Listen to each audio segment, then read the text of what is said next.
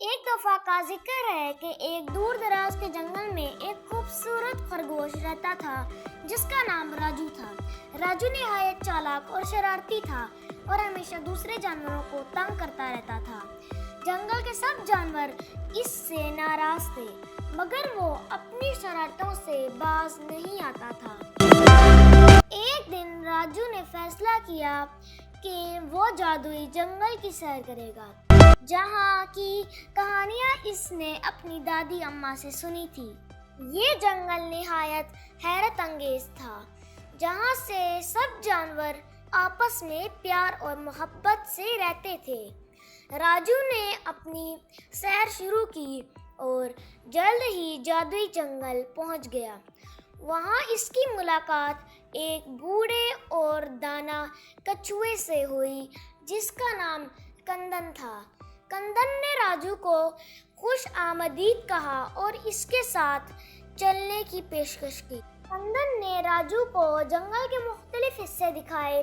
وہاں اس نے دیکھا کہ شیر اور ہرن ایک ساتھ پانی پی رہے ہیں، ہاتھی اور چیتا کھیل رہے ہیں اور پرندے اور سانپ مل کر گانے گا رہے ہیں۔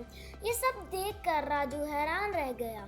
کچھ دنوں بعد راجو نے دیکھا کہ جادوئی جنگل میں بھی کچھ جانور آپس میں لڑ رہے ہیں۔ یہ دیکھ کر راجو کو بڑی حیرت ہوئی کیونکہ اس نے سنا تھا کہ یہاں سب جانور محبت سے رہتے ہیں۔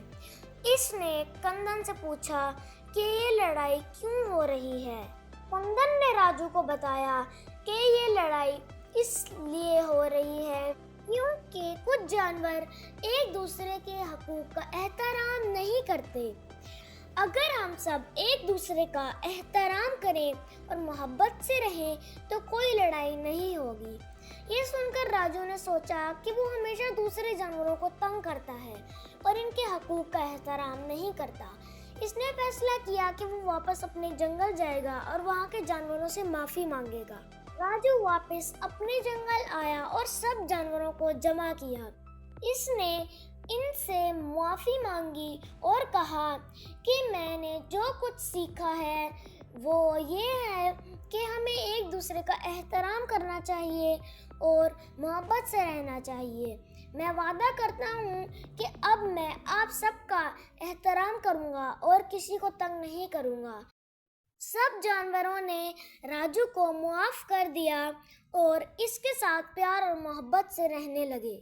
راجو نے جو سبق جادوئی جنگل میں سیکھا تھا اسے ہمیشہ یاد رکھا اور وہ ہمیشہ دوسرے جانوروں کا خیال رکھتا رہا۔ کہانی کا سبق یہ ہے کہ ہمیں ایک دوسرے کا احترام کرنا چاہیے اور محبت سے رہنا چاہیے۔ شرارتیں اور دوسروں کو تنگ کرنے سے نہ صرف دوسروں کو تکلیف پہنچتی ہے بلکہ خود کو بھی نقصان ہوتا ہے۔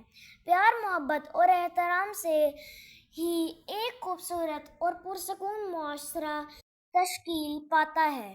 پیارے دوستو، اس کہانی سے ہمیں یہ سبق ملتا ہے کہ ہمیں دوسروں کو تنگ نہیں کرنا چاہیے اور ہمیشہ آرام سے رہنا چاہیے۔